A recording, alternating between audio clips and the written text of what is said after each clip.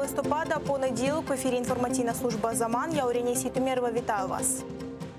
Допомагав окупантам у проведенні облав проти кримських татар. Працівники СБУ затримали підозрюваного у державній зраді, який намагався виїхати з материкової частини України в окупований Крим через пункт пропуску Каланчак.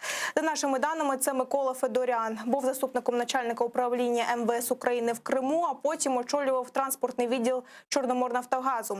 Після захоплення підприємства у 2014 році продовжив працювати на окупантів. Потім почав співпрацювати з ФСБ та надавав окупантам автобуси під час масових облав 27 березня 2019 року. На телефоні затриманого знайшли і листування про чергову доставку окупаційних силовиків, а сам він відповідає словами «служим Росії».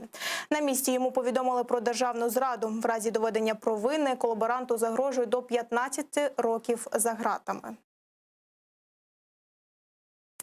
Доноси окупаційного муфтіяту на кримських татар. В мережі з'явився лист від так званого муфтія мусульман Криму Еміралі Аблаєва, адресований керівнику окупаційного ФСБ. Він повідомляє, що на території Криму нібито діють керівники та ідеологи забороненої в Росії організації Хізбут Тахрір та навіть вказує прізвища кримських татар, які нібито вносять розкол у мусульманську уму. Окупаційний муфтій Криму просить вжити заходи проти Сіяра Гафарова, Юсуфа Аширова, Джишембєра Сейдхалілова, Абдуллаха Якубова, Мустафи Мустафаєва та Ібрагіма Ібрагімова. Один з фігурантів цього листа, Абдуллах Якубов, на своїй сторінці у Фейсбук заявив, що враховуючи такого роду доноси Еміралі Аблаєва були і раніше, то, можливо, цей лист насправді його. Якщо це фейк та дискредитація окупаційного муфтія, то Еміралі Аблаєв вже давно себе дискредитував. І хоча виконувач листа, керівник відділу зовнішніх відносин російського Думка Артур Решетов заявив, що це фейк, Еміралі Аблаєв вже не вперше пише доноси. У 2016 році у подібному листі до ФСБівців окупаційний муфтій скаржився на те, що частина мусульман на півострові самостійно обрала собі непідконтрольних окупаційному духовному управлінню імамів, а також, що представників окупаційного управління не пускали на святкування Ораза Байрам у мечеті. Погодилися заслухати пранкера Вована, але не Рефата Чубарова і Мустафу Джемілєва. В окупаційному Верховному суді Криму сьогодні продовжили розгляд так званої кримінальної справи проти Ленура Ісламова. Там мали заслухати свідка Рустема Ільясова, якого окупаційний суд засудив за участь у так званому незаконному збройному формуванні. Проте, за словами окупаційного судді, його не змогли доставити з колонії до суду. Іншого свідка Владимира Кузнєцова, а він же пранкер Вован, не змогли знайти за місцем прописки у Краснодарі. Адвокати Ісламова просили заслухати його по відеозв'язку з Москви, де Кузнєцов зараз мешкає. У 2015 році російські пранкери Вован і Лексус заявляли, що провели серію розмов з ініціаторами громадянської блокади Криму Мустафою Джемілєвим і Ленуром Ісламовим. І нібито з'ясували, хто саме підірвав електроопори на адмінкордоні з Кримом. У свою чергу Ісламов стверджував, що запис є фальшивим. Свидетель Кузнецов зарегистрирован в городе Краснодаре, однако имеет постоянное место жительства в городе Москве. Защита ходатайствовала о доставлении его для допроса в городе Москве посредством видеоконференц-связи.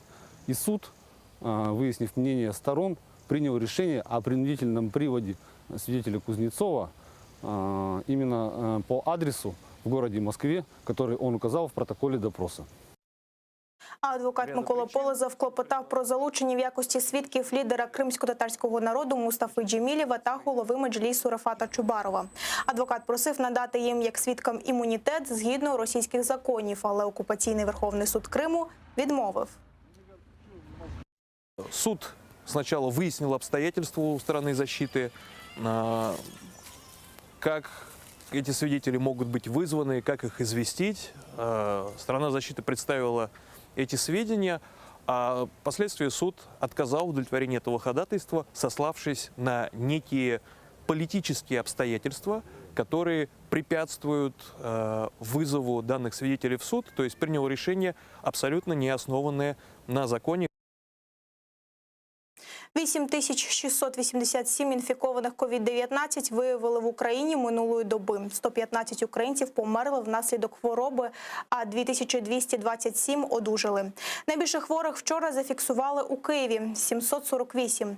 Кількість інфікованих зростає щотижня, констатують в Міністерстві охорони здоров'я України, тому карантинні обмеження будуть посилені.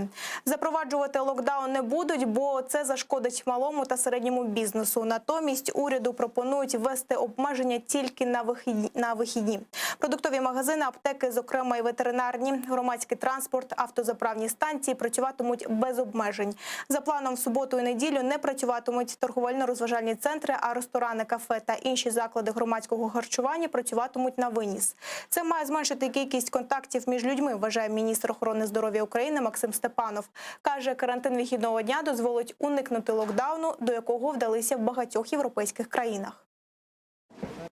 Все, що стосується, наприклад, тих же самих ресторанів, або кафе, або інших закладів громадського харчування, щоб вони працювали виключно на виніс. Все, що стосується решти магазинів, торгово-розважальних центрів, ми рекомендуємо, щоб вони в суботу-неділю були відповідно зачинені. Це стосується всіх решта розважальних закладів, будь-яких розважальних подій, всіх інших подій, щоб вони в суботу-неділю не відбувалися. А в окупованому Криму вчора зафіксували 221 випадок COVID-19. Принаймні такі дані наводить окупаційна влада. Зважаючи на дефіцит ліків та стрімке поширення коронавірусу на півострові, українська влада готова розгорнути на адмінмежі з Кримом гуманітарні табори. Про це напередодні заявив міністр з питань реінтеграції окупованих територій Олексій Резніков. Він повідомив, що там можна розгорнути аптечні пункти, де будуть препарати від міжнародних організацій. Це обурило окупаційну владу Криму, а віце-спікер окупаційного парламенту Єфім Фікс назвав епідемічну ситуацію контрольованою. Президент України Володимир Зеленський захворів на COVID-19. Про це йдеться на офіційних сторінках глави держави в соціальних мережах. Повідомляється, що в президента підвищена температура 37,5. Почувається добре, пішов на самоізоляцію, але продовжить працювати дистанційно.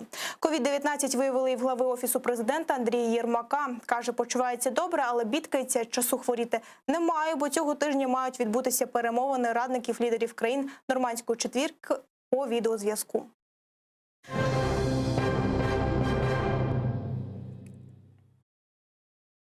Дощі не допомогли. Водосховища так само порожні. Це визнав навіть окупаційний голова Криму Сергій Аксьонов. І додав, що графік водопостачання зберігатиметься ще щонайменше впродовж року. Поки водосховища окупованого Криму міліють, так звана влада судомно шукає нові джерела. На це їм виділить понад 50 мільярдів рублів з Москви. Але, схоже, маленькі міста, села і селища їх не побачать. Так, село Зеленогірське Карасу-Базарського району страждає від дефіциту води ще з літа. Тоді пересохли місцеві мережі, а люди збирають дощову воду та по кілька днів чекають водовози. Втім, і вони їздять не всюди, а літнім людям доводиться нести важкі бідони через кілька вулиць. Як виживає окупований Крим на прикладі зневодненого села, далі у сюжеті. Вот закрыто, вот открыто. Нету. Село Зеленогірське Карасу-Базарського району майже цілком зневоднене. Проблеми почалися ще влітку, тоді спорожніли мережі. Але поступово без води залишилися 15 з 24 вулиць села. У тій стороні води взагалі немає. Воду сюди привозять тільки машиною. На початку і в кінці села іноді давали воду, а тепер і цього немає. В последнее время вообще не было воды. 2,5 недели не было воды. Вот с того момента, как я написала вот на портал, получается, 2 недели прошло. В среду воду дали. То у нас вот в бочку набралось, мы везде понабирали. Это уже недели, опять воды нету. Я вот уже живу 50 лет вот, скоро. И это. Такого не было. У меня тоже вон колодцы стоят, никогда не было такого, что 1,5 недели не было воды, а сейчас появилось. Это после дождей появилось. Уже где-то так на по колено, а то вообще повністю пустой колодязь. Ескендеру Білялову та його сусідам пощастило ще менше. Тут води немає вже кілька місяців. Вот у нас сегодня настоящий праздник. хоть закапало у меня это за последние 1,5-2 месяца. Сейчас минут 2-3 покапает, наверное, и все. Для кошки хватит. У нас с начала 1 декады августа, где-то число 8-го. И вот с тех пор раза 2-3 была вода и все. Ну, пить у дочки ездить, набираю балки. А так вот даже элементарно машинку заливаем баклажками воды и так стираем. Это, конечно, очень удобно. В 21 веке жить так. Все уже привыкли к цивилизации, теплой воде, горячей воде.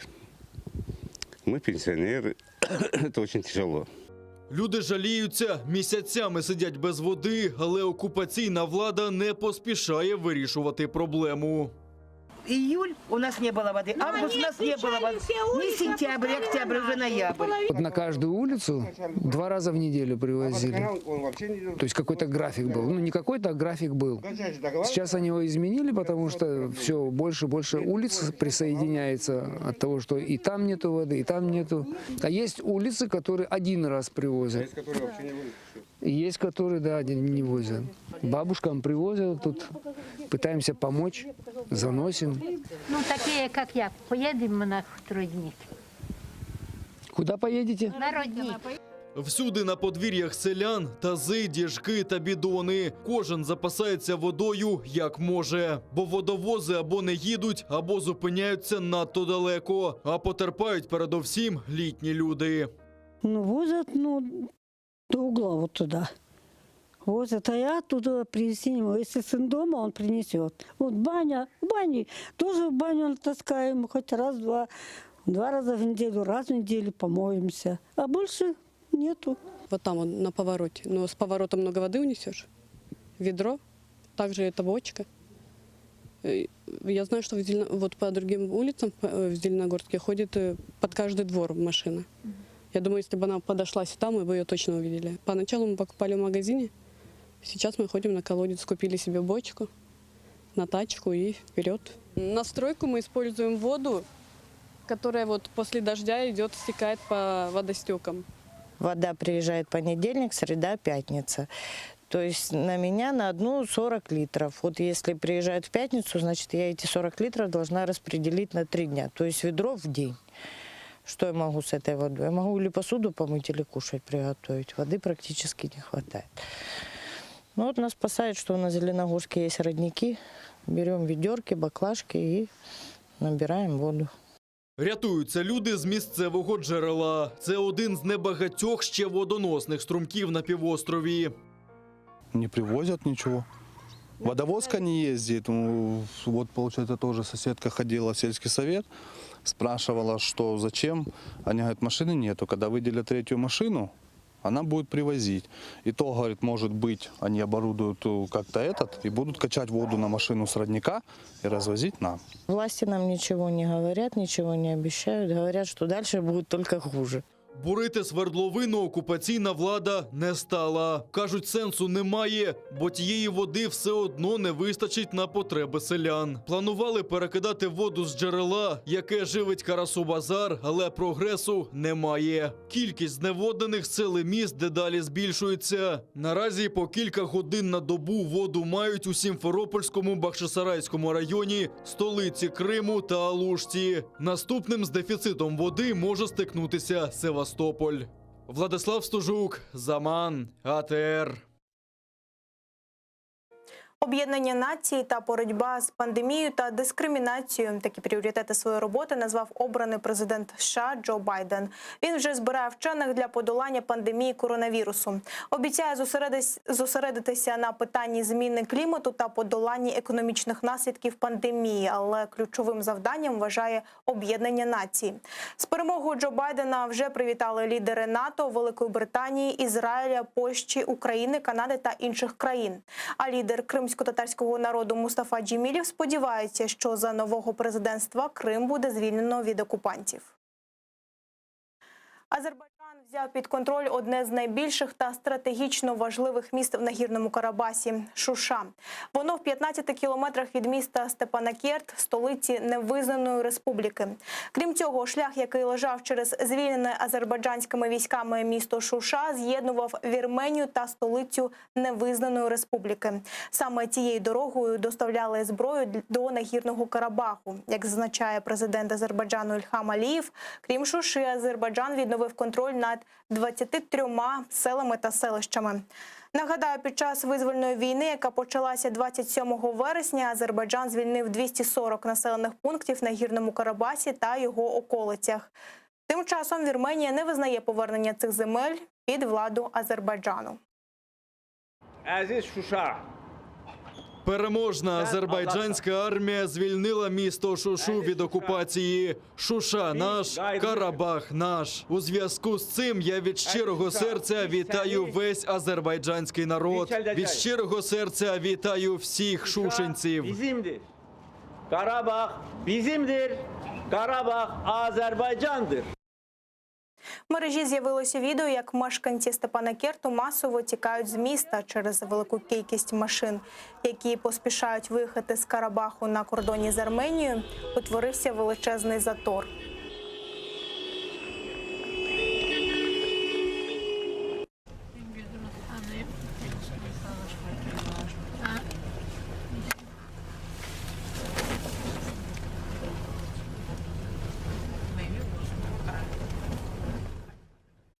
Це все на цю мить. Вже за кілька хвилин ефір продовжить моя колега Гульсум Халілова, а о 21-й дивіться «Заман» кримсько-татарською Шевкетом Наматулаєвим.